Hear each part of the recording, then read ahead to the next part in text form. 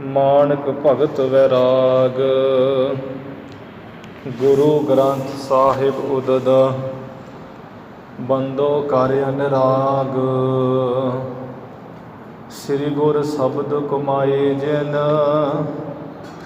ਜੀਤੇ ਪੰਜ ਬੇਕਾਰ। ਤਿਨ ਸੰਤਨ ਕੋ ਬੰਦਨਾ ਸਿਰ ਚਰਨਨ ਪਰ ਧਾਰ। ਏਕ ਓੰਕਾਰਾ ਸਤਿਗੁਰੂ ਤੇ ਪ੍ਰਸਾਦ ਸਚ ਹੋਏ। ਵਾਹਿਗੁਰੂ ਜੀ ਕੀ ਫਤਿਹ। ਵਿਘਨ ਵਿਨਾਸ਼ਨ ਸੋਏ। ਵਾਹਿਗੁਰੂ ਜੀ ਕੀ ਫਤਿਹ। ਵਿਘਨ ਵਿਨਾਸ਼ਨ ਸੋਏ। ਸਤਨਾਮ ਸ੍ਰੀ ਵਾਹਿਗੁਰੂ ਸਾਹਿਬ ਜੀ। ਬੀਨਾ ਬੀਨ ਕੈ ਮਧੁਰ ਆਨੇ। ਜਿਨਹਿ ਦੇਖ ਮਨ ਮਨ ਲਲਚਾਨੇ। ਸਰਬ ਧਰੇ ਜਬ ਗੁਰੂ ਅਗਾਰੀ। ਬਿਗਸ ਬਦਨ ਤੇ ਗਿਰਾ ਉਚਾਰੀ। ਬੀਨ ਬੀਨ ਕੈ ਮਧੁਰ ਆਨੇ। ਵਾਹਿਗੁਰੂ ਜੀ ਕਾ ਖਾਲਸਾ ਵਾਹਿਗੁਰੂ ਜੀ ਕੀ ਫਤਿਹ। ਪਤਿਤ ਪਾਵਨ ਗੁਰੂ ਗਰੀਬ ਨਵਾਜ ਧੰਨ ਧੰਨ ਸਾਹਿਬ ਸ੍ਰੀ ਗੁਰੂ ਨਾਨਕ ਦੇਵ ਸਾਹਿਬ ਜੀ ਮਹਾਰਾਜ। ਧੰਨ ਧੰਨ ਸ੍ਰੀ ਗੁਰੂ ਗੋਬਿੰਦ ਸਿੰਘ ਸਾਹਿਬ ਜੀ ਮਹਾਰਾਜ। ਧੰਨ ਧੰਨ ਸ੍ਰੀ ਗੁਰੂ ਗ੍ਰੰਥ ਸਾਹਿਬ ਜੀ ਮਹਾਰਾਜ। ਸਤਿਗੁਰੂ ਜੀ ਦੀ ਸਾਜੀ ਨਿਵਾਜੀ ਗੁਰੂ ਰੂਪ ਗੁਰੂ ਪਿਆਰੀ ਗੁਰੂ ਰੂਪ ਸਾਧ ਸੰਗਤ ਜੀਓ। ਆਪ ਗੁਰੂ ਕੀਆਂ ਸੰਗਤਾਂ ਧੰਨ ਧੰਨ ਸ੍ਰੀ ਗੁਰੂ ਗ੍ਰੰਥ ਸਾਹਿਬ ਮਹਾਰਾਜ ਦੇ ਚਰਨਾਂ ਵਿੱਚ ਜੁੜ ਕਰਕੇ ਆਪਣੇ ਇਸ ਮਨੁੱਖਾ ਜਨਮ ਨੂੰ ਸਫਲਾ ਸਕਾਰਥਾ ਨਿਹਾਲ ਕਰ ਰਹੇ ਹੋ। ਗੁਰੂ ਸਾਹਿਬ ਜੀ ਦੇ ਦਰਸ਼ਨ ਕਰਕੇ ਬਾਣੀ ਸਰਵਣ ਕਰਕੇ ਸੰਗਤ ਰੂਪ ਵਿੱਚ ਹਾਜ਼ਰੀ ਭਰ ਰਹੇ ਹੋ। ਮਹਾਰਾਜ ਸ੍ਰੀ ਗੁਰੂ ਗ੍ਰੰਥ ਸਾਹਿਬ ਮਹਾਰਾਜ ਵੀ ਆਪਣੇ ਪਾਵਨ ਪਵਿੱਤਰ ਦਰਸ਼ਨ ਦੇ ਕੇ ਸੰਗਤਾਂ ਨੂੰ ਕਰਤਾਰਥ ਕਰ ਰਹੇ ਹਨ। ਜੋ ਆਪਾਂ ਰੋਜ਼ਾਨਾ ਹੀ ਸਤਿਗੁਰੂ ਜੀ ਦਾ ਪਵਿੱਤਰ ਇਤਿਹਾਸ ਲੜੀਵਾਰ ਰੂਪ ਵਿੱਚ ਸਰਵਣ ਕਰ ਰਹੇ ਹਾਂ। ਹੁਣ ਉਸ ਇਤਿਹਾਸ ਦਾ ਸਮਾਂ ਹੋਇਆ ਹੈ। ਜਿਵੇਂ ਸਤਿਗੁਰੂ ਮਹਾਰਾਜ ਜੀ ਨੇ ਭਰਥਰ ਜੋਗੀ ਦੇ ਆਸ਼ਰਮ ਵਿੱਚ ਜਾ ਕੇ ਉਹਨੂੰ ਗਿਆਨ ਦਾ ਉਪਦੇਸ਼ ਦੇ ਕੇ ਭਗਤੀ ਯੋਗ ਦਾ ਉਪਦੇਸ਼ ਦੇ ਕੇ ਨਿਹਾਲ ਕੀਤਾ। ਉਹਦੇ ਜੋ ਪ੍ਰਸ਼ਨ ਸਨ ਪ੍ਰਸ਼ਨਾਂ ਦੇ ਜੋ ਸੰਸ਼ੇ ਸੀ ਉਹ ਨਿਵਰਤ ਕਰਕੇ ਸਤਿਗੁਰੂ ਜੀ ਅੱਗੇ ਚੱਲ ਪਏ। ਕੁਝ ਰਸਤਾ ਤੈਅ ਕਰਕੇ ਜਿੱਥੇ ਇੱਕ ਸੰਘਣੀ ਜਿਹੜੀ ਉਜਾੜ ਹੈ ਭਿਆਨਕ ਜੰਗਲ ਉੱਥੇ ਬੈਠ ਗਏ ਮਹਾਰਾਜ। ਅਤੇ ਉੱਥੇ ਰੁਕ ਕਰਕੇ ਚੋਜ ਕੌਤਕ ਕਰਨ ਵਾਸਤੇ ਭਾਈ ਮਰਦਾਨੇ ਦਾ ਹਿਰਦਾ ਜਿਹਾ ਭਰਮਾ ਦਿੱਤਾ ਹੈ। ਜਿਹਦੇ ਕਰਕੇ ਭਾਈ ਮਰਦਾਨਾ ਜੀ ਉਸੇ ਵੇਲੇ ਹੀ ਕਹਿ ਦਿੱਤਾ ਮਹਾਰਾਜ ਮੈਂ ਤਾਂ ਘਰ ਜਾਵਾਂਗਾ। ਮੈਨੂੰ ਆਪਣੇ ਘਰ ਮਿਲਣ ਦੀ ਬੜੀ ਚਾਹਨਾ ਇੱਛਾ ਹੈ। ਮੈਂ ਆਪਣੇ ਪਰਿਵਾਰ ਨੂੰ ਮਿਲਣਾ ਚਾਹੁੰਦਾ, ਇਸ ਕਰਕੇ ਇੱਕ ਪੈਰ ਨਹੀਂ ਅੱਗੇ ਪਾਵਾਂਗਾ। ਆਪ ਮੈਨੂੰ ਆਗਿਆ ਦਿਓ ਮੈਂ ਜਿਸ ਕਰਕੇ ਚਲਿਆ ਜਾਵਾਂ। ਗੁਰੂ ਸਾਹਿਬ ਜੀ ਕਹਿਣ ਲੱਗੇ ਵੀ ਭਾਈ ਮਰਦਾਨਾ ਵੀ ਤੂੰ ਮਨ ਵਿੱਚ ਕਿਵੇਂ ਦੁੱਖ ਜਿਹਾ ਮੰਨ ਲਿਆ ਹੈ, ਕਿਵੇਂ ਉਪਰਾਮ ਹੋ ਗਿਆ ਹੈ, ਸਾਡੇ ਨਾਲ ਅੱਗੇ ਨਹੀਂ ਚੱਲਣਾ ਚਾਹੁੰਦਾ। ਇੱਥੇ ਸਾਡੇ ਨਾਲ ਰਹਿ, ਕਿਉਂਕਿ ਰਸਤੇ ਵਿੱਚ ਬਹੁਤ ਬਲਾਵਾਂ ਹੈ, ਤੈਨੂੰ ਪਕੜ ਕੇ ਖਾ ਲੈਣਗੀਆਂ। ਤੂੰ ਸਾਡੇ ਨਾਲ ਹੀ ਇੱਥੇ ਮੌਜ ਨਾਲ ਰਹਿ, ਸੁੱਖ ਮੰਨ ਕੇ पर भाई मरदाना कोई बचन नहीं महाराज का मनता। उधर गुरु साहब जी ने कहा भाई बाले ने भी तू ही मना ला, जे मनता है तो रख ला कोल। बहुत तरह नाल भाई बाला जी ने भी कहा ता भी नहीं मने। आग्या महाराज जी बदो बदी लैके चल पे। सतगुरु जी उत्थे विराजमान हो गए। इधर भाई मरदाना एक दिन ते रस्ता तय कर लिया। जो दूसरे दिन तैयार होके चलन लगे, रस्ते विच कौडे राक्षस ने इन्हों फड़ लिया। वो फड़ के अपने स्थान ते लै गया तो फिर बहुत कंब रहे शरीर करके, बड़ा डर भै लग रहा भी हुण नहीं मैं बचना।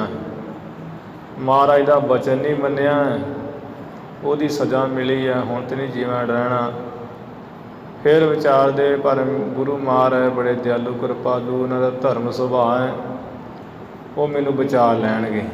फिर अंदर अंदर ध्यान करना शुरू कर दिता। उधर अंतरजामी सतगुरु जी नूं भी सब पता लग गया। कह लगे भाई बाला साडे साथी मरदाने नूं फड़ लिया है कौडे राक्षस ने, चलो आपां नूं छुड़ाउण चली। भाई बाला जी कहते महाराज जिस थां की आप गल कर रहे हो किन्नी भी दूर है इत्थों? गुरु साहब जी कहते नेड़े ही आ, 11 कोह है। इन्ना कह के ते भाई बाले का हाथ विच अपने हाथ फड़ लिया, एक छिन विच ही वो थां ते आ गए हैं। इधर जिहड़ा है भाई मरदाना बड़ा बेनतियां कर रहा, कंब रहा है। गुरु साहब जी वेख के हसे हैं, कहन लगे भी भाई मरदाना जाता नहीं है, इत्थे बैठा की करदा हुण। गुरु साहब जी भाई मरदाने नूं ते दर्शन दे रहे हैं, उन्होंने तो देख रहे हैं, पर कौडे राक्षस नूं किते नहीं दिख रहे। इन्हें फिर चंगा ही गड़ा कढ़ाया, तेल का तपा लिया, अग वर्गा कर लिया।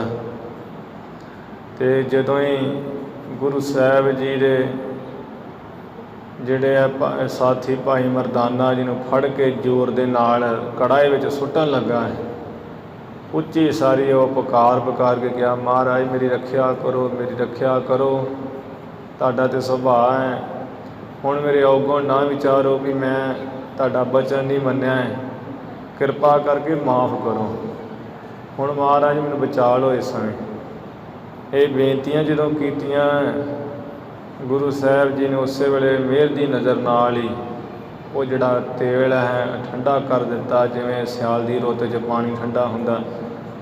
जदों ही भाई मरदाने विच सुट्टिया तो कोई असर नहीं होया अग दा।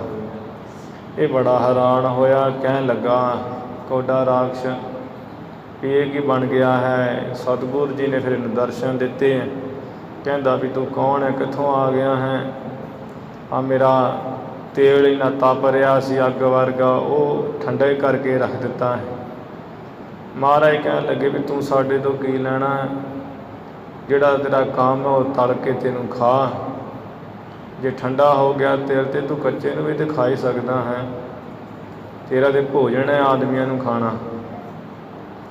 ये सुन के फिर आश्चर्य जिहा होया, दौड़ के जिहड़ा शीशा जिहा लैन गया अपना जिहदे गुरु ने दिता सी, वो शीशे दे विच सतगुरु जी का स्वरूप देखिया, उस वेले चरनी पै गया, ढै पिया, क्योंकि वो शीशे दे विच जिहड़ा कोई अवतार उहदा ही मुख दिसदा सी।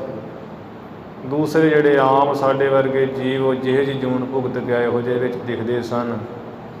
इस करके महाराज का स्वरूप इन्हूं सोहना दिखिया शीशे विच। मत्था टेकिया, नमस्कारां कीतियां।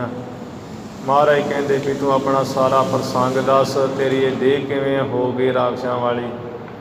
ये हाथ जोड़ के कहन लगा गुणा दे मंदिर महाराज आप किरपा करो, पहला मैनू आग्या दो तो मैं तुहाडे वास्ते मिठे मिठे जिहड़े फल जंगल विचों लैके आवां भेंट करांगा, फिर मैं अपनी सारी गलबात आप जी नूं कहांगा। ये कह के आग्या लैके चलिया गया जंगल विच, जिथे सोहणे रुख फलां दे सहित लगे हुए भरवें, उत्थे पहुँच गया। ਜਿਵੇਂ ਫਲ ਲਿਆ ਕੇ ਮਹਾਰਾਜ ਨੇ ਦਿੱਤੇ। ਆਪਣਾ ਪ੍ਰਸੰਗ ਪੂਰਬਲੀ ਪਿਛਲੀ ਜਨਮ ਦੀ ਕਥਾ ਦੱਸੀ, ਉਹ ਪ੍ਰਸੰਗ ਆਪਾਂ ਸਰਵਣ ਕਰੀਏ।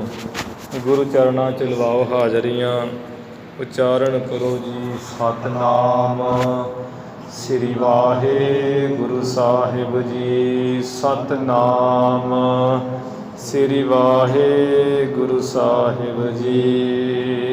ਸਤਿਨਾਮ ਸ੍ਰੀ ਵਾਹਿਗੁਰੂ ਸਾਹਿਬ ਜੀ।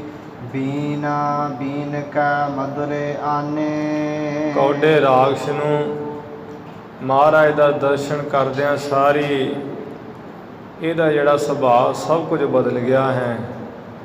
ਇਹਨੂੰ ਤੇ ਉਸੇ ਵੇਲੇ ਆਪਣੇ ਸਰੀਰ ਦੀ ਸੁੱਧ ਆਈ ਹੈ ਤੇ ਆਗਿਆ ਲੈ ਕੇ ਜੰਗਲ ਵਿੱਚ ਗਿਆ, ਜਿੱਥੇ ਬੜੇ ਰੁੱਖ ਸੋਹਣੇ ਖੜੇ ਫਲਾਂ ਦੇ ਸਹਿਤ। ਕੌਡੇ ਰਾਖਸ਼ ਨੇ ਚੁਣ ਚੁਣ ਕੇ ਜਿਹੜੇ ਮਿੱਠੇ ਫਲ ਆ ਉਹ ਲਿਆਂਦੇ ਹੈ।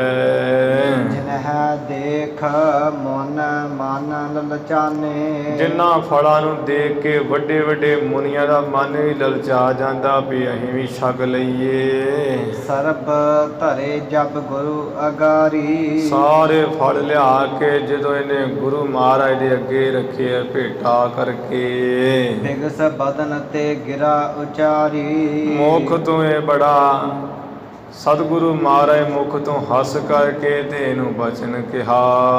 ਮਰਦਾਨਾ ਆਪਣਾ ਗੁਰ ਮੰਨਹੁ। ਐ ਵੀ ਕੌਡੇ ਰਾਖਸ਼ ਤੂੰ ਸਾਨੂੰ ਨਹੀਂ, ਅੱਜ ਉਹ ਸਾਡਾ ਸਾਥੀ ਮਰਦਾਨਾ, ਇਹਨੂੰ ਆਪਣਾ ਮੁਰਸ਼ਿਦ ਗੁਰੂ ਮੰਨ ਲਾ।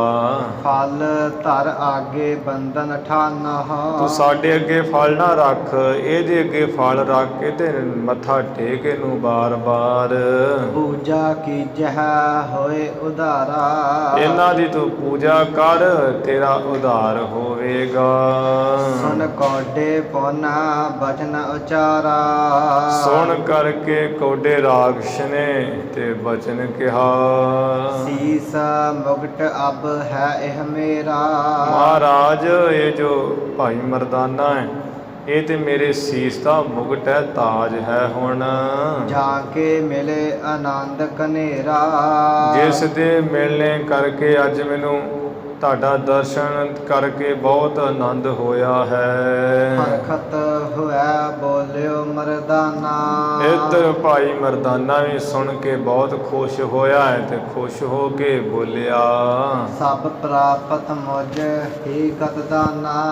ਉਤੋਂ ਹੀ ਕਹਿੰਦਾ ਮਹਾਰਾਜ ਮੁਕਤੀ ਦਾਤੇ ਸਤਿਗੁਰੂ ਜੀ, ਆ ਤੁਸੀਂ ਆ ਗਏ, ਸਭ ਕੁਝ ਹੀ ਪ੍ਰਾਪਤ ਹੋ ਗਿਆ, ਕੀ ਫਲ ਕੋਈ ਵੱਖਰੇ ਹਨ ਹੁਣ?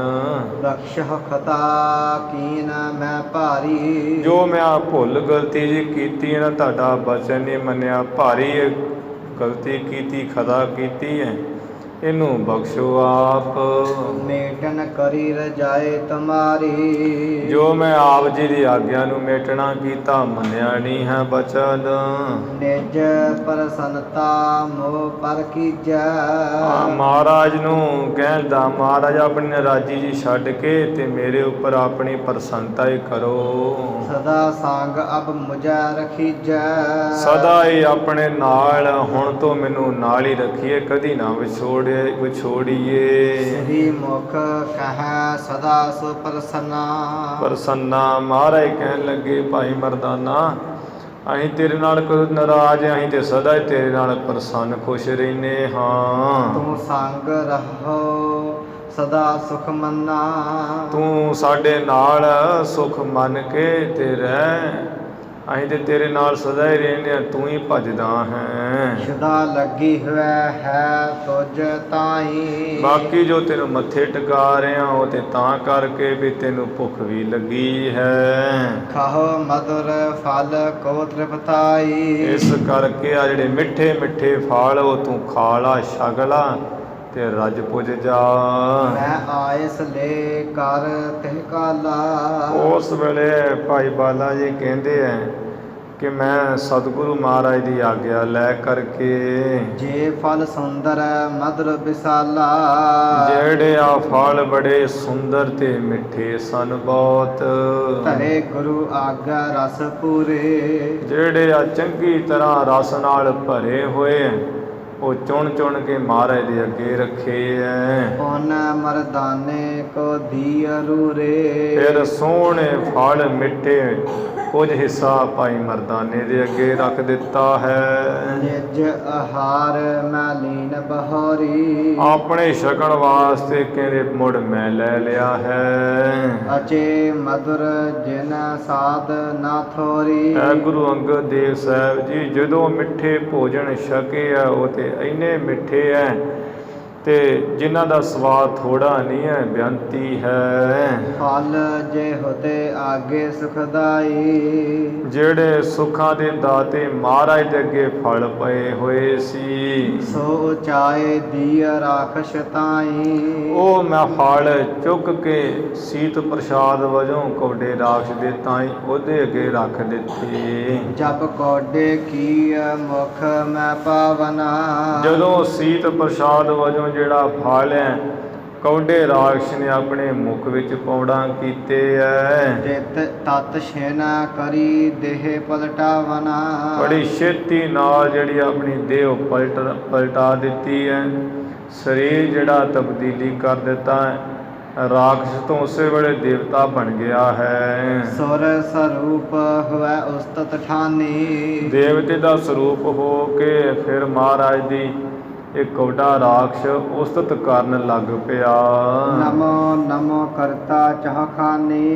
ਇਹ ਚੌਹਾਂ ਖਾਣੀਆਂ ਦੇ ਕਰਤਾ ਅੰਡਜ ਜਿਜ ਸੇਤਜ ਉਤਪੁਜ। ਇਹਨਾਂ ਚੌਹਾਂ ਖਾਣੀਆਂ ਦੇ ਕਰਤਾ ਪਰਮੇਸ਼ਰ ਗੁਰੂ ਨਾਨਕ ਸਾਹਿਬ ਜੀ ਤੁਹਾਨੂੰ ਨਮਸਕਾਰ ਹੈ, ਤੁਹਾਨੂੰ ਨਮਸਕਾਰ ਹੈ। ਜਾਂ ਇੱਥੇ ਪਾਠ ਗੁਣ ਖਾਨੀ ਵੀ ਗੁਣਾਂ ਦੀ ਖਾਣ ਮਹਾਰਾਜ ਇਹ ਕਰਤਾ ਪਰਮੇਸ਼ਰ ਤੁਹਾਨੂੰ ਨਮਸਕਾਰ ਹੈ, ਨਮਸਕਾਰ ਹੈ। ਨਿਰਗੁਣ ਸਰਗੁਣ ਤੋਰ ਸਰੂਪਾ।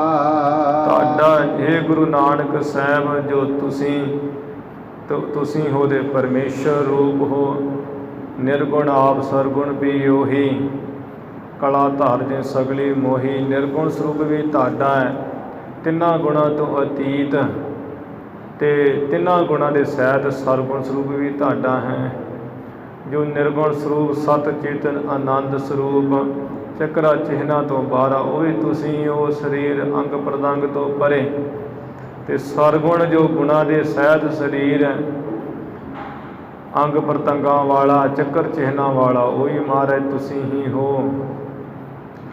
ਤੁਸੀਂ ਹੀ ਨਿਰਗੁਣ ਸਰੂਪ ਹੋ, ਤੁਸੀਂ ਹੀ ਸਰਗੁਣ ਸਰੂਪ ਹੋ। ਤੁਹਾਡਾ ਮਹਾਰਾਜ ਤੁਸੀਂ ਪਰਮੇਸ਼ਰ ਰੂਪ ਹੋ। ਮਨ ਬਾਣੀ ਤੇ ਪਰ ਅਨੂਪਾ। ਤੁਸੀਂ ਤੇ ਮਨ ਤੋਂ ਹੀ ਪਰੇ ਹੋ, ਭਾਵ ਅਗਮ ਹੋ। ਬਾਣੀ ਇਹ ਜਿਹੜੇ ਬਚਨਾਂ ਰਾਹੀਂ ਬੋਲ ਹੈ ਇਹ ਬਾਣੀ ਤੋਂ ਹੀ ਪਰੇ ਹੋ, ਮਨ ਬਾਣੀ ਤੋਂ ਪਰੇ ਹੋ। ਅਨੂਪਮ ਹੋ, ਉਪਮਾ ਤੋਂ ਰਹਿਤ, ਤੁਹਾਡਾ ਕੋਈ ਅੰਤ ਨਹੀਂ, ਬੇਅੰਤ ਹੋ, ਅਨੰਤ ਹੋ। ਪਾਰ ਬ੍ਰਹਮਾ ਪਰਮੇਸ਼ਰ ਸਾਮੀ। ਜੋ ਪ੍ਰਕਿਰਤੀ ਤੋਂ ਪਰੇ ਪਾਰ ਬ੍ਰਹਮ ਹੈ, ਵਿਆਪਕ ਰੂਪ ਹੋ। ਪੰਜ ਜਿਹੜੇ ਈਸ਼ਰ ਮੰਨੇ ਵੱਡੇ ਉਹਨਾਂ ਦੇ ਵੀ ਤੁਸੀਂ ਪਰਮੇਸ਼ਰ ਹੋ ਤੇ ਸੁਆਮੀ ਹੋ ਸਭ ਦੇ ਮਾਲਕ। ਹੋਰ ਨਮਾਮ ਨਮਾਮ ਨਮਾਮੀ। ਮੇਰੀ ਆਪ ਜੀ ਨੂੰ ਗੁਰੂ ਨਾਨਕ ਸਾਹਿਬ ਜੀ ਮਨ ਕਰਕੇ ਨਮਸਕਾਰ ਹੈ, ਬਾਣੀ ਕਰਕੇ ਵੀ ਨਮਸਕਾਰ ਹੈ, ਸਰੀਰ ਕਰਕੇ ਵੀ ਨਮਸਕਾਰ ਹੈ। ਭਗਤ ਵਛਲ ਦੀਨਨ ਦੁਖ ਭੰਜਨਾ। ਤੁਸੀਂ ਦੇ ਭਗਤਾਂ ਦੇ ਵਛਲ ਕਹੀਏ ਪਿਆਰੇ ਹੋ, ਭਗਤਾਂ ਨੂੰ ਪਿਆਰ ਕਰਨ ਵਾਲੇ ਹੋ, ਦੀਨ ਗਰੀਬਾਂ ਦੁਖੀਆਂ ਦਾ ਦੁੱਖ ਭੰਨਣ ਵਾਲੇ ਹੋ। ਜੈ ਜੈ ਜੈ ਮਨ ਜਨ ਮਨ ਰੰਜਨਾ। ਇਹ ਪਰਮੇਸ਼ਰ ਰੂਪ ਗੁਰੂ ਨਾਨਕ ਸਾਹਿਬ ਜੀ ਤੁਹਾਡੀ ਜੈ ਹੋਵੇ, ਤੁਹਾਡੀ ਜਿੱਤ ਹੋਵੇ, ਤੁਹਾਡੀ ਫਤਿਹ ਹੋਵੇ। ਜੋ ਮੁਨੀ ਜਨਾਂ ਦੇ ਮਨਾਂ ਨੂੰ ਖੁਸ਼ ਕਰਨ ਵਾਲੇ ਹੋ। ਸੰਤ ਵਿਰੋਧਨਾ ਕੋ ਨਿਤ ਘਾਲਕ।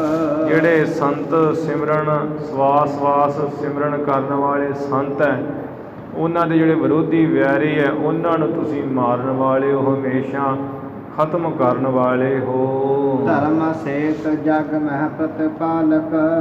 ਧਰਮ ਦੀ ਮਰਿਆਦਾ ਨੂੰ ਸੰਸਾਰ ਵਿੱਚ ਪਾਲਣ ਵਾਲੇ ਪ੍ਰਤਿਪਾਲਕ ਹੋ। ਦੀਨਨ ਕੀ ਪ੍ਰਤਿਪਾਲ ਕਰੈ, ਨਿਤ ਸੰਤ ਉਬਾਰ ਗਨੀਮਨ ਗਾਰੈ। ਪਛ ਪਸ਼ੂ ਨਗ ਨਾਗ ਨਰਾਧਵ ਸਰਬ ਸਮੈ ਸਭ ਕੋ ਪ੍ਰਤਿਪਾਰੈ। ਉਗਤ ਹੈ ਜਲ ਮੈਂ ਥਲ ਮੈਂ ਪਲ ਮੈਂ ਕਲ ਕੇ ਨਹੀਂ ਕਰਮ ਵਿਚਾਰੇ। ਦੀਨ ਦਿਆਲ ਦਇਆ ਨਿਤ ਦੋਖਾਂ ਦੇਖਤ ਹੈ ਪਰ ਦੇਤ ਨ ਹਾਰੇ। ਮਹਾਰਾਜ ਦੀਨਾਂ ਕੀ ਪ੍ਰਤਪਾਲ ਕਰੇ, ਦੀਨਾਂ ਗਰੀਬਾਂ ਦੀ ਤੁਸੀਂ ਪ੍ਰਤਪਾਲਣਾ ਕਰਨ ਵਾਲੇ ਹੋ। ਧਰਮ ਦਾ ਜਿਹੜੀ ਮਰਿਆਦਾ ਸੰਸਾਰ ਵਿੱਚ ਉਹਦੀ ਵੀ ਪਾਲਣਾ ਕਰਨ ਵਾਲੇ ਹੋ। ਗੁਣ ਬੰਧਨ ਤਵ ਪਦ ਭਗਵੰਤਾ। ਹੇ ਪਰਖਟ ਭਗਾਂ ਸੁਪੰਨ ਭਗਵਾਨ ਰੂਪ ਪਰਮੇਸ਼ਰ, ਤੁਹਾਡੇ ਚਰਨਾਂ ਤੇ ਮੇਰੀ ਨਮਸਕਾਰ ਹੈ। ਸੁਨਹਾ ਭਇਓ ਜਿਵ ਮਾਮਾ ਬਿਰਤੰਤਾ।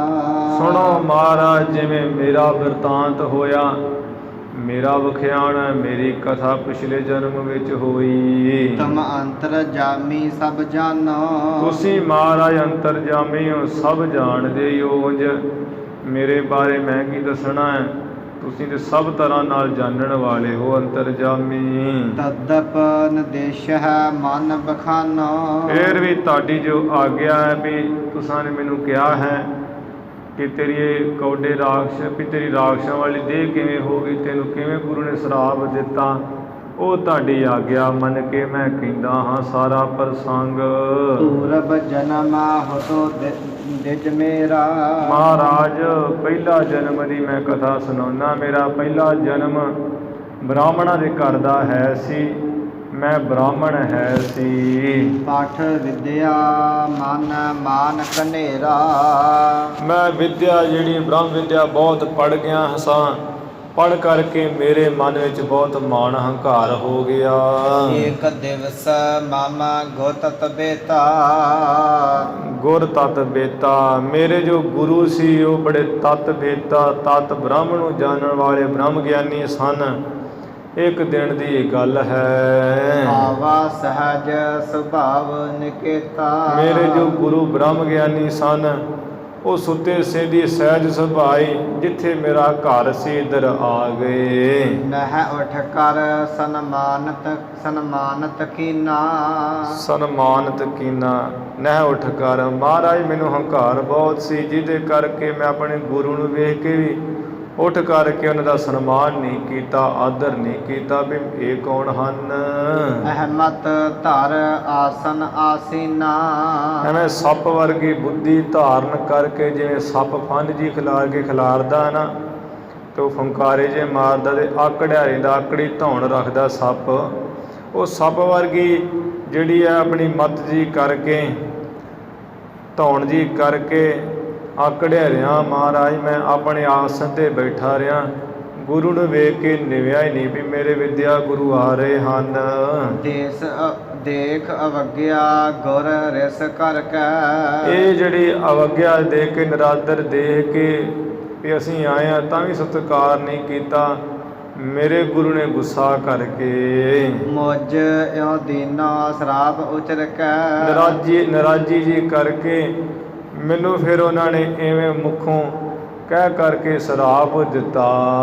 ਹਸ ਵਿਪਰੀਤ ਜੋ ਤੈ ਮਨ ਠਾਨੀ। ਕਹਿਣ ਲੱਗੇ, ਹੇ ਵਿਦਿਆਰਥੀ ਸਾਡੇ, ਆ ਜਿਹੜੀ ਤੂੰ ਉਲਟੀ ਰੀਤੀ ਜੀ ਧਾਰਨ ਕਰ ਲਈ ਮਨ ਵਿੱਚ ਕਿ ਅਸੀਂ ਆਏ ਹਾਂ ਤੇ ਤੂੰ ਸਤਿਕਾਰ ਨਹੀਂ ਕੀਤਾ ਹੈ। ਕਛੂ ਨਾ ਬਿਗਰਹਿ ਮੁਝ ਹੇ ਮਾਨੀ। ਹੇ ਹਿਰਦੇ ਵਿੱਚ ਮਾਣ ਕਰਨ ਵਾਲੇ ਵਿਦਿਆਰਥੀ ਹੰਕਾਰੀ, ਸਾਡਾ ਤੇ ਕੁਝ ਨਹੀਂ ਵਿਗੜਦਾ ਇਹਦੇ ਨਾਲ ਕਿ ਤੂੰ ਅਸੀਂ ਆਏ ਤੇ ਉੱਠਿਆ ਨਹੀਂ ਹੈ।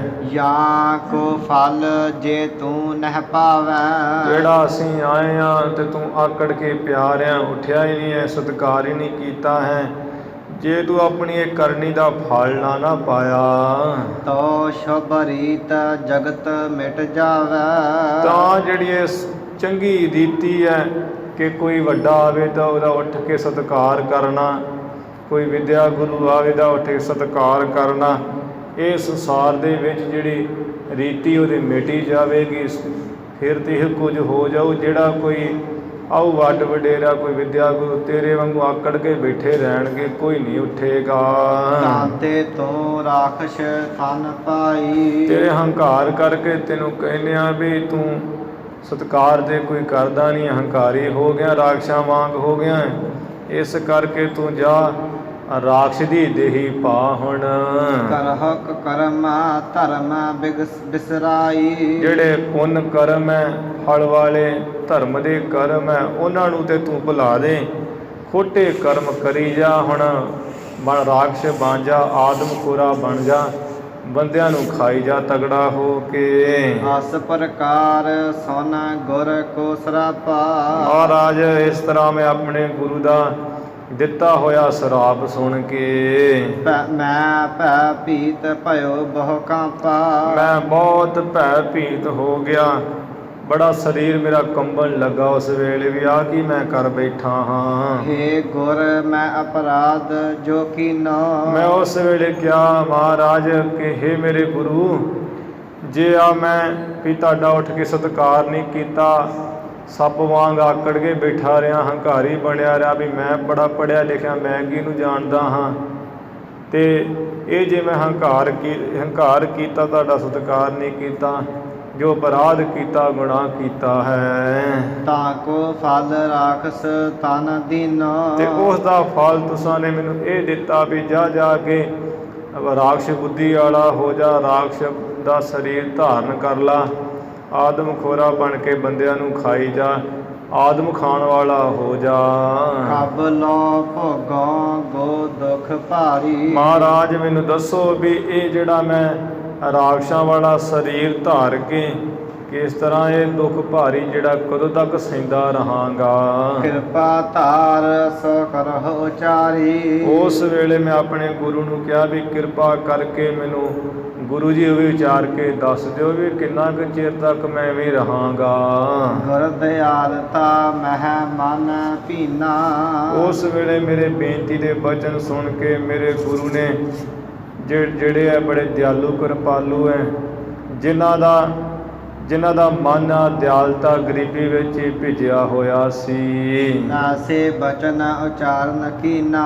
ਨਰਾਜੀ ਜੀ ਛੱਡ ਕੇ ਵੀ ਠੀਕ ਹੈ, ਜੇ ਤੂੰ ਆਪਣੀ ਗਲਤੀ ਦੀ ਭੁੱਲ ਮੰਨਦਾ ਹੈ ਕਿ ਭੁੱਲ ਮੰਨਦਾ ਵੀ ਮੇਰੇ ਕੋਲ ਗਲਤੀ ਹੋ ਗਈ, ਮੈਂ ਤੁਹਾਡਾ ਸਤਿਕਾਰ ਨਹੀਂ ਕੀਤਾ, ਮੇਰੇ ਵਾਸਤੇ ਗਲਤੀ ਹੈ, ਇਸ ਤਰ੍ਹਾਂ ਦਾ ਫਿਰ ਬਚਨ ਕਹਿਣਾ ਕੀਤਾ। ਏਕੰਕਾਰ ਧਰੈ ਅਵਤਾਰਾ।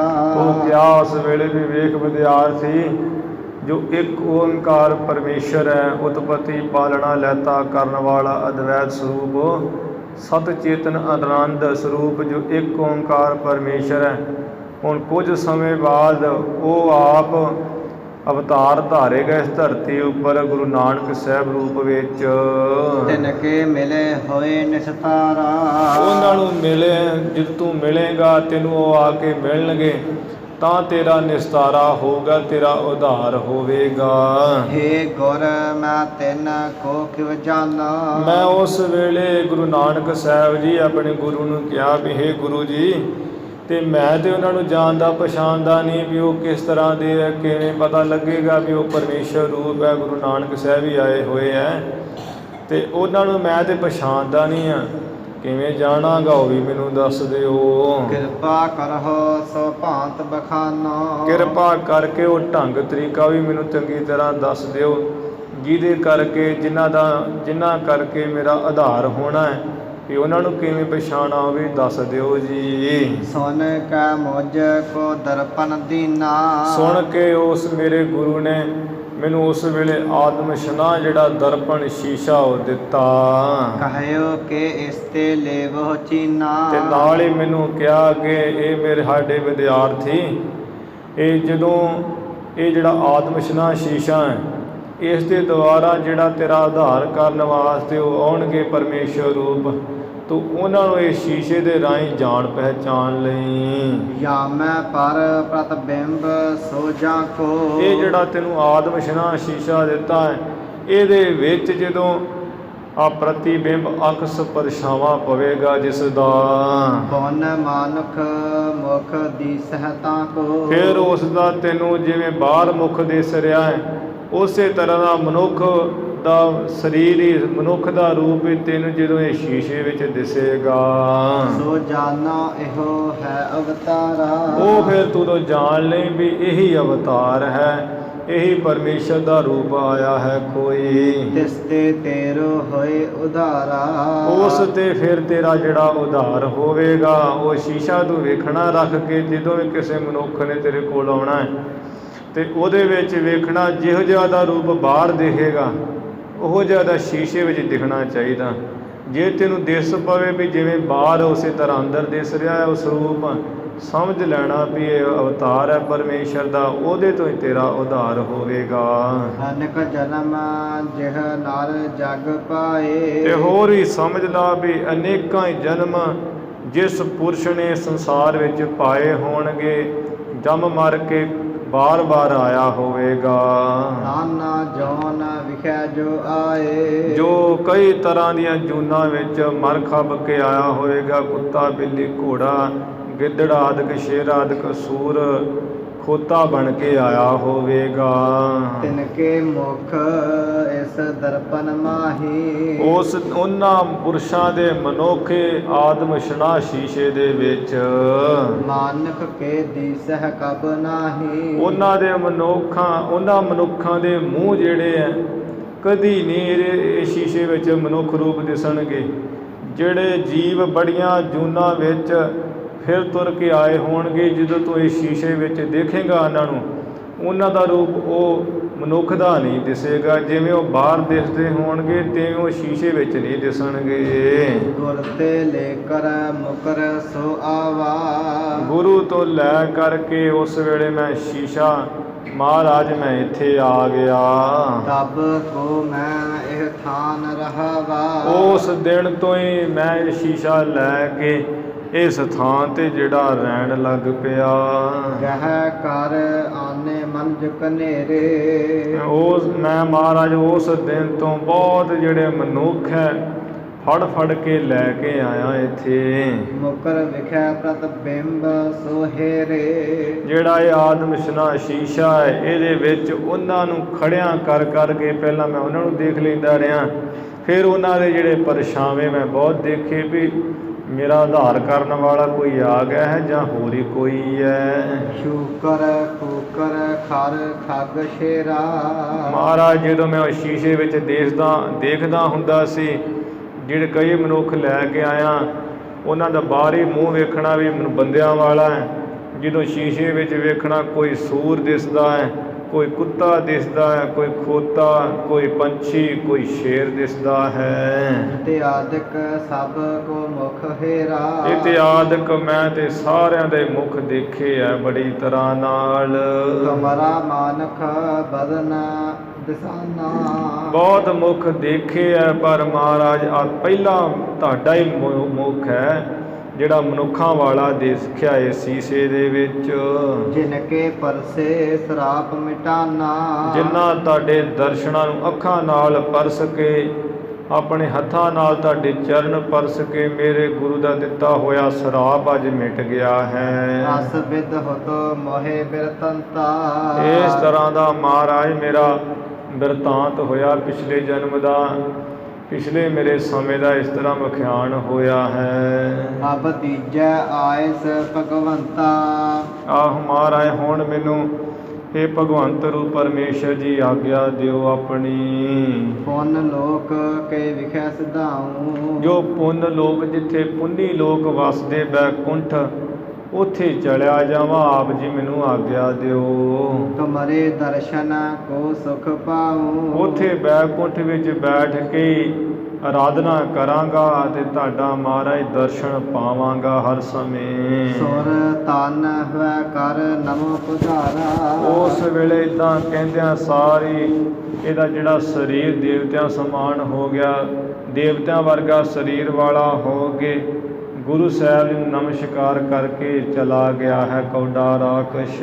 ਮਰਦਾਨੇ ਕੌਤਕ ਸੋ ਨਿਹਾਰਾ। ਭਾਈ ਮਰਦਾਨੇ ਨੇ ਇਹ ਕੌਤਕ ਚੋਜ ਆਪਣੀ ਅੱਖਾਂ ਨਾਲ ਹੀ ਦੇਖਿਆ ਵੀ ਪਹਿਲਾਂ ਰਾਕਸ਼ ਬੁੱਧੀ ਵਾਲਾ ਰਾਕਸ਼ ਸੀ, ਇਹ ਆ ਝਾਟੀ ਦੇਵਤਿਆਂ ਵਾਲੀ ਦੇਹ ਵਾਲਾ ਹੋ ਕੇ ਬੈਕੁੰਠ ਚਲਾ ਗਿਆ ਹੈ। ਬੰਦਨ ਪਦ ਅਰਬਿੰਦ ਕਰੰਤੂ। ਹੈਰਾਨ ਜਿਹਾ ਹੋਇਆ ਹੈ, ਜਿਸ ਕਰਕੇ ਭਾਈ ਮਰਦਾਨਾ ਮਹਾਰਾਜ ਦੇ ਚਰਨ ਕਮਲਾਂ ਤੇ ਬਾਰ-ਬਾਰ ਨਮਸਕਾਰਾਂ ਕਰਦਾ, ਮੱਥੇ ਟੇਕਦਾ ਹੈ। ਧੰਨ ਧੰਨ ਪ੍ਰਭ ਧੰਨ ਪਨੰਤੂ। ਕਹਿੰਦਾ ਹੈ ਮਹਾਰਾਜ ਗੁਰੂ ਸਾਹਿਬ ਜੀ ਤੁਸੀਂ ਦੇ ਧੰਨ ਹੋ, ਧੰਨਤਾ ਯੋਗ ਤੁਸੀਂ ਧੰਨ ਹੋ। ਸ਼੍ਰੀ ਪ੍ਰਭ ਇਸ ਦਰਪਨ ਕੋ ਲੀਜੈ। ਫਿਰ ਨਾਲ ਹੀ ਕਹਿ ਦਿੱਤਾ, ਹੈ ਪ੍ਰਭੂ ਰੂਪ ਗੁਰੂ ਨਾਨਕ ਸਾਹਿਬ ਜੀ, ਇਹ ਜਿਹੜਾ ਆਦਮ ਸਨਾ ਸ਼ੀਸ਼ਾ ਹੈ, ਇਹਨੂੰ ਤੁਸੀਂ ਲੈ ਲਓ। ਹੈ ਅਦਭੁਤ ਨਿਜ ਨਿਕਟ ਰਖੀਜੈ। ਇਹ ਹੈ ਅਦਭੁਤ, ਵੇਖੋ ਅਚਰਜੀ ਹੈ ਕਿ ਹੋਰ ਸ਼ੀਸ਼ੇ ਦੇ ਇਸ ਤਰ੍ਹਾਂ ਵੀ ਜਦੋਂ ਉਹਦੇ ਵਿੱਚ ਆਪਣਾ ਮੁੱਖ ਦੇਖੀ ਤਾਂ ਉਸੇ ਤਰ੍ਹਾਂ ਦਿਸਦਾ ਹੈ, ਅਤੇ ਇਹਦੇ ਵਿੱਚ ਤਾਂ ਇਵੇਂ ਹੈ ਕਿ ਜਿਹੋ ਜਿਹੀ ਕੋਈ ਜੂਨ ਭੁਗਤ ਕੇ ਆਇਆ ਹੁੰਦਾ ਉਹਦਾ ਉਹੋ ਜਿਹਾ ਹੀ ਮੂੰਹ ਦਿਖਦਾ ਹੈ। ਇਹ ਸੀਸਾ ਦੇ ਆਸ਼ਚਰਜ ਹੀ ਹੈ, ਇਸ ਕਰਕੇ ਮਹਾਰਾਜ ਨੂੰ ਆਪਣੇ ਕੋਲ ਰੱਖ ਲਓ। ਸੁਨ ਕਰ ਭਨਹਿ ਗਰੀਬ ਨਿਵਾਜੂ। ਸੁਣ ਕਰਕੇ ਭਾਈ ਮਰਦਾਨੇ ਦੇ ਬਚਨ, ਗੁਰੂ ਮਹਾਰਾਜ ਜੋ ਗਰੀਬਾਂ ਨੂੰ ਵਡਿਆਉਣ ਵਾਲੇ ਨਿਵਾਜਣ ਵਾਲੇ ਹੈ। ਇਸ ਦਰਪਨ ਤੇ ਕਿਆ ਹੋਇ ਕਾਜੂ। ਮਹਾਰਾਜ ਕਹਿਣ ਲੱਗੇ ਭਾਈ ਮਰਦਾਨੇ, ਇਹ ਜਿਹੜਾ ਆਦਮ ਸਨਾ ਸ਼ੀਸ਼ਾ ਹੈ, ਇਹ ਸ਼ੀਸ਼ੇ ਦੇ ਨਾਲ ਸਾਡਾ ਭਲਾ ਕੀ ਕੰਮ ਹੈ।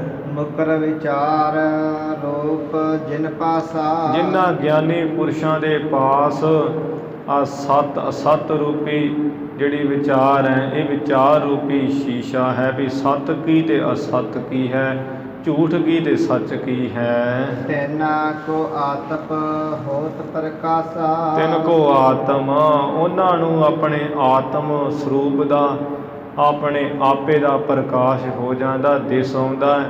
ਜਿਨ੍ਹਾਂ ਪਾਸ ਸਤ ਅਸਤ ਰੂਪ ਵਿਚਾਰ ਰੂਪੀ ਸ਼ੀਸ਼ਾ ਹੈ। ਰਾਖੋ ਸੋ ਸਦੀਵ ਨਿਜ ਸੰਗਾ। ਭਾਈ ਮਰਦਾਨਾ ਉਹ ਸ੍ਰੇਸ਼ਟ ਸਤ ਅਸਤ ਦੀ ਵਿਚਾਰ ਵਾਲਾ ਸ਼ੀਸ਼ਾ ਅਸੀਂ ਹਮੇਸ਼ਾ ਹੀ ਆਪਣੇ ਕੋਲ ਰੱਖਦੇ ਹਾਂ, ਜਿਹਦੇ ਨਾਲ ਆਪਣੇ ਆਤਮ ਸਰੂਪ ਸਵੈ ਸਰੂਪ ਦਾ ਪ੍ਰਕਾਸ਼ ਹੋ ਜਾਂਦਾ, ਦਿਸਣ ਲੱਗ ਪੈਂਦਾ ਹੈ।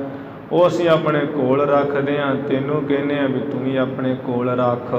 ਸਦਾ ਆਨੰਦ ਕਰਹਿ ਭ੍ਰਮ ਭੰਗਾ। ਉਹ ਐਸਾ ਸਤ ਅਸਤ ਦੀ ਵਿਚਾਰ ਰੂਪ ਸ਼ੀਸ਼ਾ ਤੇਰਾ ਭਰਮ ਭੁਲੇਖਾ ਭੰਗ ਕਰ ਦੇਵੇਗਾ, ਨਾਸ ਕਰ ਦੇਵੇਗਾ, ਜਿਹਦੇ ਕਰਕੇ ਤੈਨੂੰ ਸਦਾ ਹੀ ਆਨੰਦ ਰਹੇਗਾ।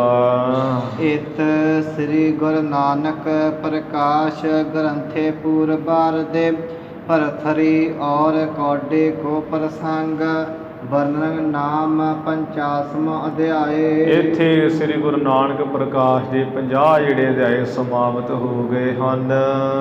ਭੁਜੰਗ ਛੰਦ ਨਮੋ ਸਾਰਦਾ ਰੂਪ ਦੋਖੰ ਹਰੰਤੀ। ਜੋ ਸਾਰਦਾ ਕਹੀਏ ਕਵਿਤਾ ਦੀ ਦਾਤੀ ਹੈ, ਸ੍ਰੇਸ਼ਟ ਬੁੱਧੀ ਦੇਣ ਵਾਲੀ, ਸ੍ਰੇਸ਼ਟ ਦਾਈ ਬਖਸ਼ਣ ਵਾਲੀ, ਉਸ ਨੂੰ ਨਮਸਕਾਰ ਹੈ ਜੋ ਦੁੱਖਾਂ ਨੂੰ ਨਾਸ ਕਰਨ ਵਾਲੀ ਹੈ। ਸਦਾ ਮੰਗਲਾ ਬੁੱਧ ਦਾਨੀ ਜਯੰਤੀ। ਸਦਾ ਖੁਸ਼ੀਆਂ ਦੇਣ ਵਾਲੀ ਹੈ, ਕਵਿਤਾ ਵਾਲੀ ਬੁੱਧੀ ਦੇਣ ਵਾਲੀ ਹੈ।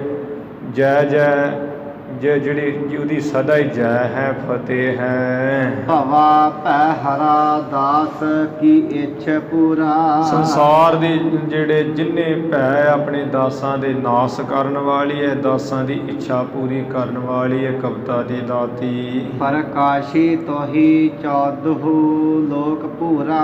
ਤੁਹੀਂ 14 ਲੋਕ ਪੂਰਾ ਹੈ। ਕਵਿਤਾ ਦੀ ਦਾਤੀ ਤੂੰ ਸਾਰੇ 14 ਲੋਕਾਂ ਵਿੱਚ ਹੀ ਪ੍ਰਕਾਸ਼ ਰਹੀ ਹੈ, ਪ੍ਰਕਾਸ਼ਮਾਨ ਹੋ ਰਹੀ ਹੈ, ਪ੍ਰਗਟ ਹੋ ਰਹੀ ਹੈ। ਇਸ ਤਰ੍ਹਾਂ ਇਹ ਜੋ ਕਵੀਆਂ ਦੀ ਮਰਿਆਦਾ ਦਾ ਮੰਗਲ ਹੈ ਉਹ ਕੀਤਾ ਕਵੀ ਸਾਹਿਬ ਜੀ ਨੇ। ਇਸੇ ਪ੍ਰਕਾਰ ਗੁਰਬਾਣੀ ਦਾ ਮੰਗਲ ਦੇ ਅਨੁਸਾਰ ਵੀ ਮਹਾਂਪੁਰਸ਼ ਅਰਥ ਕਰ ਲੈਂਦੇ ਹੈ ਕਿ ਨਮੋ ਸਾਰਦਾ ਰੂਪ ਦੋਖੰ ਹਰੰਤੀ। ਜੋ ਸਾਰਦਾ ਸ੍ਰੇਸ਼ਟ ਗਿਆਨ ਰੂਪ ਹੈ ਗੁਰਬਾਣੀ ਧੁਰ ਕੀ, ਉਸ ਨੂੰ ਨਮਸਕਾਰ ਹੈ। ਜੋ ਦੁੱਖਾਂ ਨੂੰ ਨਾਸ ਕਰਨ ਵਾਲੀ ਹੈ ਧੁਰ ਕੀ ਬਾਣੀ, ਐਸੀ ਬਾਣੀ ਨੂੰ ਨਮਸਕਾਰ ਹੈ। ਪੜ੍ਹ ਗਈ। ਸਦਾ ਮੰਗਲਾ ਬੁੱਧ ਦਾਨੀ ਜਯੰਤੀ। ਸਦਾ ਖੁਸ਼ੀਆਂ ਬਖਸ਼ਣ ਵਾਲੀ ਹੈ ਗੁਰੂ ਕੀ ਬਾਣੀ, ਆਤਮ ਵਿਸ਼ੈਣੀ ਬੁੱਧੀ ਦੇਣ ਵਾਲੀ ਹੈ, ਸਦਾ ਹੀ ਜੈ ਹੋਵੇ।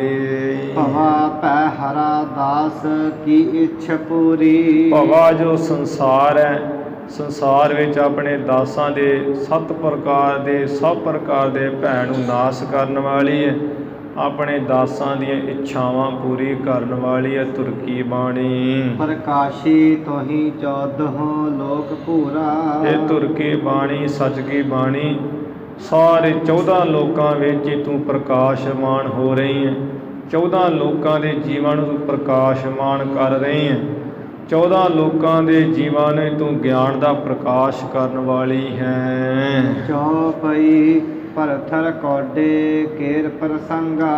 ਇਸ ਤਰ੍ਹਾਂ ਜੋ ਭਰਥਰ ਜੋਗੀ ਤੇ ਕੌਡੇ ਰਾਖਸ਼ ਦਾ ਪ੍ਰਸੰਗ। ਸੋਨਾ ਸ਼੍ਰੀ ਅੰਗਦ ਪ੍ਰੇਮ ਉਮੰਗਾ। ਸ੍ਰੀ ਗੁਰੂ ਅੰਗਦ ਦੇਵ ਮਹਾਰਾਜ ਨੇ ਸੁਣਿਆ ਤੇ ਸੁਣ ਕੇ ਜਿਹੜਾ ਪ੍ਰੇਮ ਦਾ ਬਹੁਤ ਉਮੰਗ ਕਹੀਏ ਉਛਾਲਾ ਉੱਠਿਆ ਹੈ ਹਿਰਦੇ ਵਿੱਚ। ਲੱਗੀ ਸਮਾਦ ਜਟੇ ਜਗਨਾਨਾ।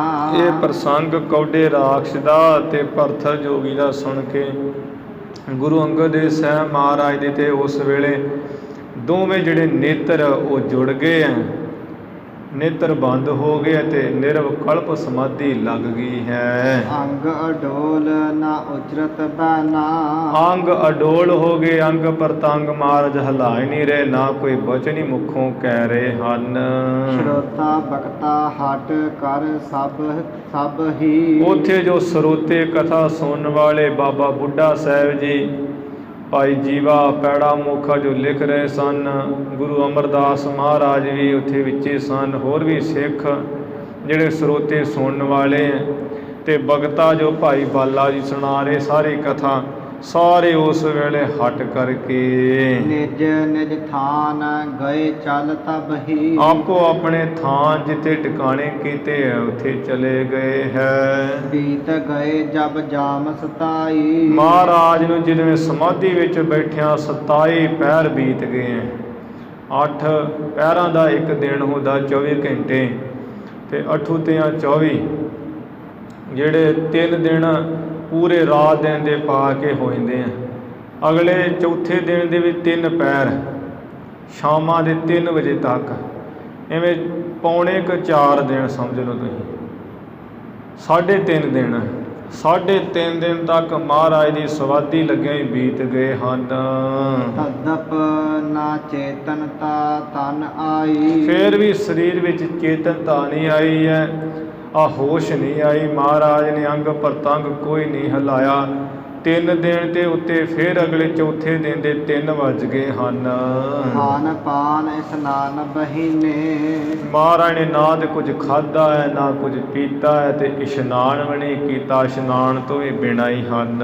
ਬੀਤੇ ਆਸਨ ਏਕ ਅਸੀਨੇ। ਇੱਕ ਆਸਣ ਵਿੱਚ ਬੈਠੇ ਹੋਏ, ਭਾਵ ਇੱਕ ਚੌਂਕੜੇ 'ਚ ਗੁਰੂ ਅੰਗਦ ਦੇਵ ਸਾਹਿਬ ਜੀ ਬੈਠੇ ਹੈ। ਐਸਾ ਆਸਣ ਲਾਇਆ ਹੈ, ਉਹ ਆਸਣ ਇੱਕ ਵਿੱਚ ਬੈਠੇ ਹੋਏ 27 ਪੈਰ ਲੰਘ ਗਏ ਹਨ। ਭੈ ਕਰ ਕੋਏ ਨਾ ਸਕਹਿ ਬੁਲਾਈ। ਡਰ ਜਾ ਕਰਕੇ ਗੁਰੂ ਕਾ ਸਿੱਖ ਕੋਈ ਵੀ ਬੁਲਾ ਨਹੀਂ ਸਕਿਆ।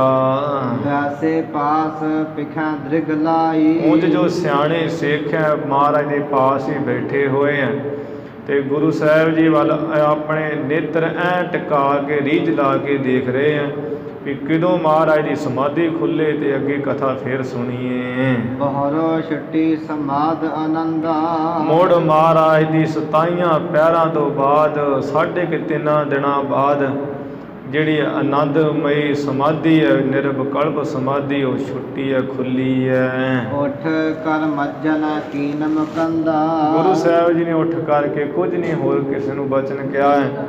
ਉੱਠਦਿਆਂ ਸਾਰੀ ਮੁਕਤੀ ਦਾਤੇ ਸਤਿਗੁਰਾਂ ਨੇ ਪਹਿਲਾਂ ਇਸ਼ਨਾਨ ਕੀਤਾ ਹੈ। ਖਾਨ ਪਾਨ ਕਰਕੇ ਨਿਜ ਸਭ ਹੀ। ਆਪਣਾ ਖਾਣ ਪੀਣ ਕਰਕੇ ਸਭ ਤਰ੍ਹਾਂ ਦੀ ਕਿਰਿਆ ਕਰਕੇ ਕਥਾ ਸਮਾਜ ਬੁਲਾਵਾ ਤਬ ਹੀ। ਇੱਕ ਸਿੱਖ ਨੂੰ ਭੇਜ ਕੇ ਜਿਹੜਾ ਕਥਾ ਦਾ ਇਕੱਠ ਹੈ, ਜਿਹੜੇ ਸਰੋਤੇ ਭਗਤੇ ਕਥਾ ਸੁਣਨ ਵਾਲੇ ਸੰਗਤ ਬੈਠਦੀ ਹੈ, ਉਹ ਸਾਰਾ ਸਮਾਜ ਤਦੋਂ ਬੁਲਾਇਆ ਵੀ ਸਭ ਨੂੰ ਬੁਲਾ ਲਿਆਓ। ਸਰੋਤਾ ਭਗਤਾ ਸਭ ਚਲ ਆਏ। ਸਰੋਤਾ ਜੋ ਭਾਈ ਪੈੜਾ ਮੋਖਾ ਲਿਖ ਰਿਹਾ ਸੀ, ਭਾਈ ਜੀਵਾ, ਬਾਬਾ ਬੁੱਢਾ ਸਾਹਿਬ ਜੀ, ਗੁਰੂ ਅਮਰਦਾਸ ਮਹਾਰਾਜ, ਸਰੋਤੇ ਵੀ, ਭਗਤਾ ਭਾਈ ਬਾਲਾ ਜੀ ਜੋ ਸੁਣਾ ਰਹੇ ਕਥਾ, ਸਾਰੇ ਚੱਲ ਕੇ ਆ ਗਏ ਬਚਨ ਮੰਨ ਕੇ। ਨਿਜ ਨਿਜ ਆਸਨ ਬੈਠ ਸਹਾਏ। ਆਪੋ ਆਪਣੇ ਜਿਹੜੇ ਆਸਣ ਹੈ ਉੱਥੇ ਬੈਠ ਕੇ ਸੋਭਨੀਕ ਹੋ ਗਏ।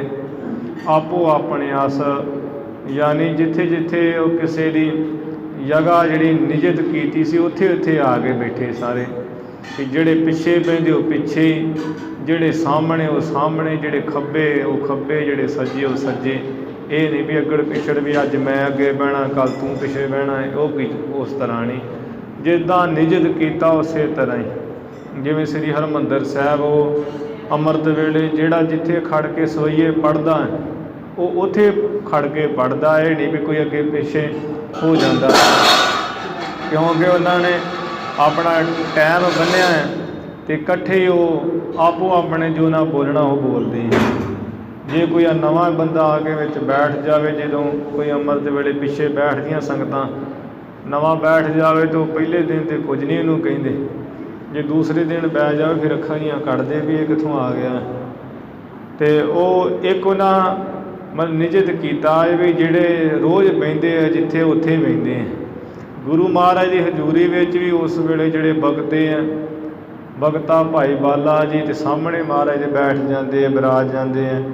ਹੋਰ ਜਿਹੜੇ ਸਰੋਤੇ ਸਿੱਖ ਸੁਣਨ ਵਾਲੇ ਜਿਹੜੇ ਸਾਹਮਣੇ ਬਹਿੰਦੇ ਉਹ ਸਾਹਮਣੇ ਆ ਕੇ ਬੈਠ ਗਏ ਆ, ਜਿਹੜੇ ਪਿੱਛੇ ਬੈਠਦੇ ਉਹ ਪਿੱਛੇ ਬੈਠ ਗਏ, ਜਿਹੜੇ ਸੱਜੇ ਉਹ ਸੱਜੇ, ਜਿਹੜੇ ਖੱਬੇ ਉਹ ਖੱਬੇ, ਆਪੋ ਆਪਣੇ ਥਾਵਾਂ 'ਤੇ ਆ ਕੇ ਸੋਭਨੀਕ ਹੋ ਗਏ ਹਨ। ਕਥਾ ਕਥਨ ਲਾਗਿਓ ਤਬ ਬਾਲਾ। ਭਾਈ ਬਾਲਾ ਜੀ ਉਸ ਵੇਲੇ ਜਿਹੜੀ ਮਹਾਰਾਜ ਦੀ ਸੋਹਣੀ ਕਥਾ ਪਵਿੱਤਰ ਉਹਨੂੰ ਕਥਨ ਲੱਗ ਪਏ ਹੈ। ਸ੍ਰੀ ਅੰਗਦ ਜੀ ਸੁਨਹਿ ਕਿਰਪਾਲਾ। ਗੁਰੂ ਅੰਗਦ ਦੇਵ ਮਹਾਰਾਜ ਸਤਿਗੁਰ ਜੀ ਦੀ ਪਵਿੱਤਰ ਕਥਾ ਬੜੀ ਧਿਆਨ ਦੇ ਕੇ ਕੰਨ ਨਾਲ ਸੁਣਦੇ ਹਨ। ਸ੍ਰੀ ਬਾਲਾ ਸੰਦਰਵਾਚ ਚੌਪਈ ਰਾਖਸ਼ ਕੋ ਇਵ ਕੀਨ ਉਧਾਰਾ। ਭਾਈ ਬਾਲਾ ਜੀ ਕਹਿ ਰਹੇ ਆ ਵੀ ਇਸ ਤਰ੍ਹਾਂ ਗੁਰੂ ਅੰਗਦ ਦੇਵ ਸਾਹਿਬ ਮਹਾਰਾਜ ਜੀ ਕੌਡੇ ਰਾਖਸ਼ ਦਾ ਸਤਿਗੁਰੂ ਜੀ ਨੇ ਉਧਾਰ ਕਰਕੇ ਆਗੇ ਗਵਨੇ ਮੁਕਤ ਉਧਾਰਾ। ਜੋ ਮੁਕਤੀ ਦੇਣ ਵਿੱਚ ਬੜੇ ਸਖੀ ਦਾ ਤੇ ਸਤਿਗੁਰੂ ਜੀ ਅੱਗੇ ਚੱਲ ਪਏ ਹੈ। ਜਿੱਥੇ ਮਹਾਰਾਜ ਨੇ ਕੌਡੇ ਰਾਖਸ਼ ਦਾ ਆਧਾਰ ਕੀਤਾ ਹੈ, ਉੱਥੇ ਉਸ ਵੇਲੇ ਬਹੁਤ ਸੰਘਣਾ ਜੰਗਲ ਉਜਾੜ ਹੀ ਜਾੜ ਸੀ। ਜਿੱਥੇ ਕੌਡਾ ਰਾਖਸ਼ ਰਹਿੰਦਾ ਸੀ ਉੱਥੇ ਹੁਣ ਬੜਾ ਸੋਹਣਾ ਜੱਬਲਪੁਰ ਜਿਹੜਾ ਸ਼ਹਿਰ ਉਹ ਵਸਿਆ ਹੋਇਆ ਹੈ।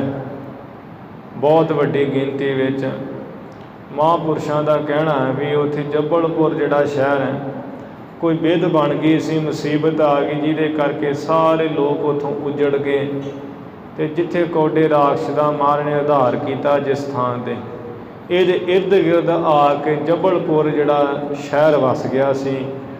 ਇਸ ਤਰ੍ਹਾਂ ਮਹਾਰਾਜ ਨੇ ਜੱਬਲਪੁਰ ਦੇ ਸ਼ਹਿਰ ਵਿੱਚ ਇਹਦਾ ਕੌਡੇ ਰਾਖਸ਼ ਦਾ ਆਧਾਰ ਕੀਤਾ ਸੀ। ਉੱਥੋਂ ਦੀ ਇਹ ਸਾਖੀ ਸਮਝਣੀ ਹੈ। ਜਹ ਕਾਨਨ ਦਾਰਨ ਹੈ ਸਗਰਾ। ਜਿੱਥੇ ਮਹਾਰਾਜ ਨੇ ਕੌਡੇ ਰਾਖਸ਼ ਦਾ ਆਧਾਰ ਕੀਤਾ ਉੱਥੇ ਸਾਰਾ ਹੀ ਬੜਾ ਸੰਘਣਾ ਭਿਆਨਕ ਜੰਗਲ ਹੀ ਜੰਗਲ ਹੈ ਸੀ। ਨਿਕਟ ਨਾ ਜਾ ਕੇ ਕਿਹਠਾ ਨਗਰਾ। ਜਿਸ ਸ਼ਹਿਰ ਦੇ ਜਿਸ ਉਹ ਜੰਗਲ ਦੇ ਕੋਲ ਉਜਾੜ ਹੀ ਉਜਾੜ ਸੀ, ਨੇੜੇ ਤੇੜੇ ਕੋਈ ਥਾਂ ਨਗਰ ਸ਼ਹਿਰ ਦੇ ਹੈ ਹੀ ਨਹੀਂ ਸੀ। ਮੰਦ ਮੰਦ ਤਹਕੀਨ ਪਿਆਨਾ।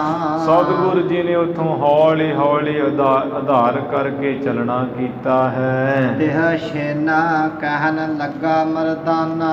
ਉਸ ਵੇਲੇ ਜਦੋਂ ਚੱਲਦੇ ਗਏ ਹੈ, ਭਾਈ ਮਰਦਾਨਾ ਕਹਿਣ ਲੱਗਾ, ਹੇ ਪ੍ਰਭ ਮੋਕੋ ਸ਼ੁਦਾ ਸੰਤਾਇਓ। ਮਹਾਰਾਜ ਤੁਸੀਂ ਆ ਚੱਲੀ ਜਾਂਦੇ ਹੋ ਅੱਗੇ ਅੱਗੇ, ਤੇ ਮੈਨੂੰ ਤੇ ਭੁੱਖ ਨੇ ਬਹੁਤ ਸਤਾਇਆ ਹੈ। ਵਿਦਿਕ ਤਕ ਦਿਨ ਅਸਨ ਨਾ ਖਾਇਓ। ਮਹਾਰਾਜ ਵੇਖ ਲਓ ਕਿੰਨੇ ਦਿਨ ਹੀ ਲੰਘ ਗਏ ਆ, ਕੋਈ ਭੋਜਨ ਨਹੀਂ ਖਾਧਾ। ਚੱਲ ਨਾ ਸਕੋ ਇੱਕ ਪੈਰ ਅਗਾਰੀ। ਮਹਾਰਾਜ ਤੁਸੀਂ ਜਾਣਾ ਤੇ ਚਲੇ ਜਾਓ, ਮੈਂ ਤੇ ਇੱਕ ਵੀ ਪੈਰ ਅੱਗੇ ਨਹੀਂ ਚੱਲ ਸਕਦਾ ਹੁਣ। ਨਿਕਟ ਨਾ ਪੁਰ ਚਾਹੋ ਦੇਸ਼ ਬਨ ਭਾਰੀ। ਆ ਨੇੜੇ ਤੇੜੇ ਤੇ ਚਾਰ ਚੁਫੇਰੇ ਕੋਈ ਸ਼ਹਿਰ ਦੇ ਦਿਸ ਨਹੀਂ ਰਿਹਾ, ਕੋਈ ਪੁਰੀ ਦਿਸ ਨਹੀਂ ਰਹੀ, ਸਭ ਪਾਸੇ ਭਾਰੀ ਭਿਆਨਕ ਜੰਗਲ ਹੀ ਦਿਸ ਰਿਹਾ, ਉਜਾੜ ਹੀ ਦਿਸ ਰਹੀ ਹੈ। ਸੁਣ ਬੋਲੇ ਬੇਦੀ ਕੁਲ ਦੀਪਾ।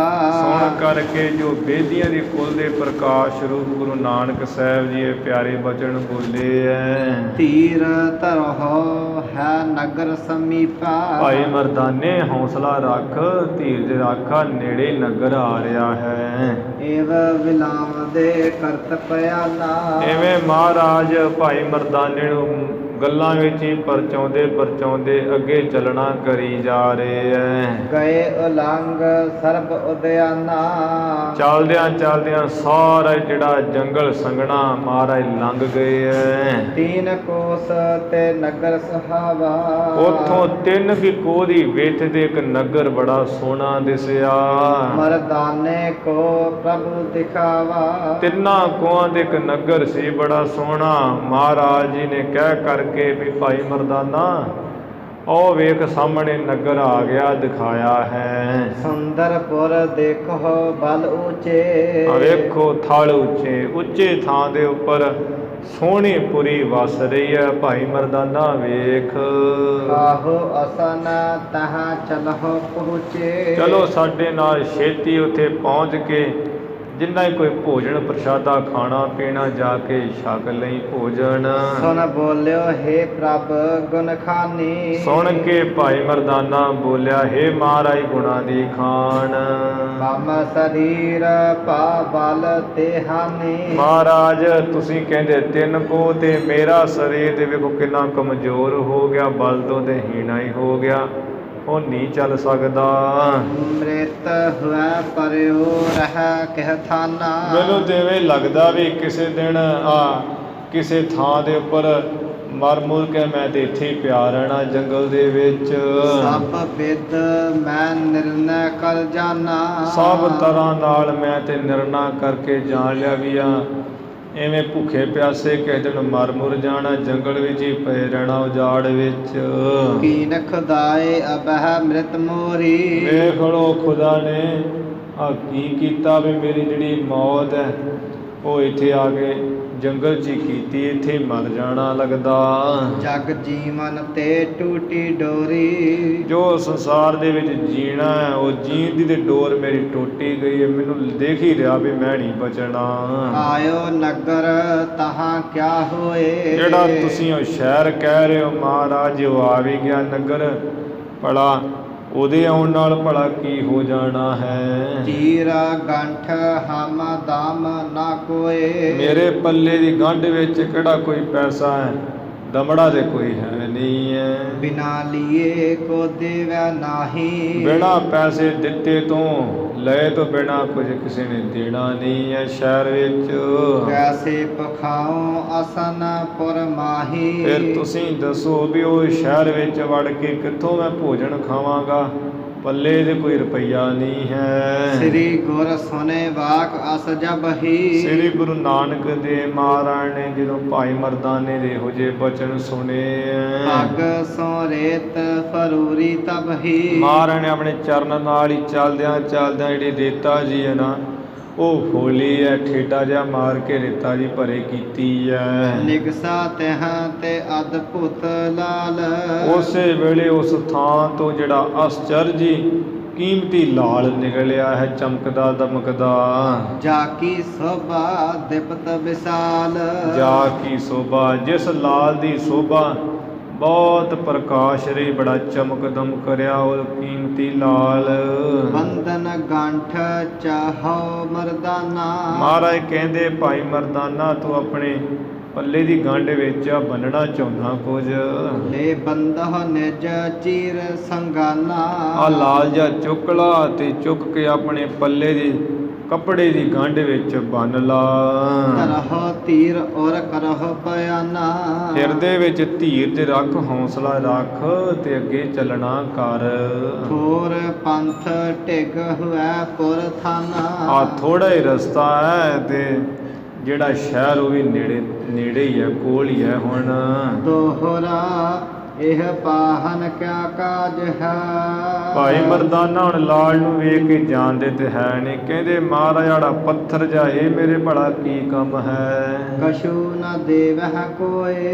ਇਹ ਪੱਥਰ ਦਾ ਕਿਸੇ ਨੇ ਕੀ ਦੇਣਾ ਕੁਝ ਖਾਣ ਨੂੰ, ਇਹਦਾ ਨਹੀਂ ਕੁਝ ਵੀ ਜੁੜਨਾ। ਹੋਏ ਤਾਮ ਨਿਜ ਪਾਸ ਜੇ। ਜੇ ਮਹਾਰਾਜ ਮੇਰੇ ਆ ਪੱਲੇ ਕੁਝ ਮੇਰੇ ਕੋਲ ਦਮੜਾ ਹੋਵੇ, ਪੈਸਾ ਹੋਵੇ, ਜਹਾਂ ਜੋ ਲੇਵਹਿ ਸੋਏ। ਮਹਾਰਾਜ ਵੀ ਫਿਰ ਮੈਂ ਜੋ ਚਾਹਾਂ ਲੈ ਸਕਦਾ ਜੇ ਪੈਸਾ ਹੋਵੇ।